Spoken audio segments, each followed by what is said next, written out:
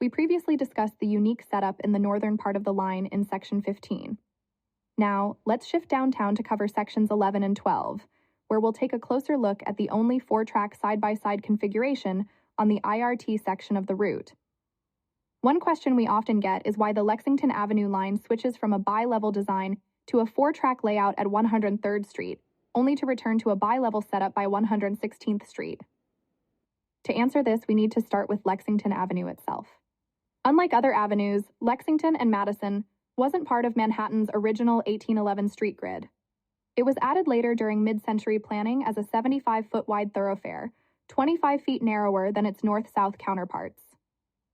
This narrower design influenced the bi-level setup, allowing the construction to avoid encroaching too close to property lines.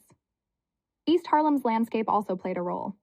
The area was home to several streams, including the Harlem Creek, which flowed from Manhattanville into the Harlem Mere, now part of Central Park, and continued to the East River, along today's 106th Street.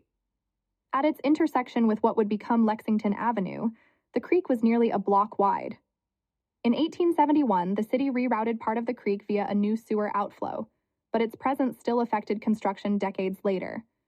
When the Broadway-Lexington line, later just the Lexington line, was planned, it had to contend with a high water table and underground creek at 106th and the 11-foot wide Harlem Creek outflow. To accommodate these challenges, the plan called for a transition from a bi-level to a 4-track side-by-side setup at 102nd Street, with a station at 103rd. Lexington Avenue drops about 35 feet in elevation between 101st and 103rd Streets. Historically, the area east of 3rd Avenue was part of the Harlem marshlands, with the 1811 grid plan designed around the wide reach of the creek. Northbound, the line begins a 3.0% downgrade at 97th Street on both levels. Tracks 2 and 3 level off between 99th and 100th Streets after a 22-foot descent, while tracks 1 and 4 continue to drop about 40 feet over 1,300 feet, just outside the 103rd Street station, where the line transitions into a 4-track configuration.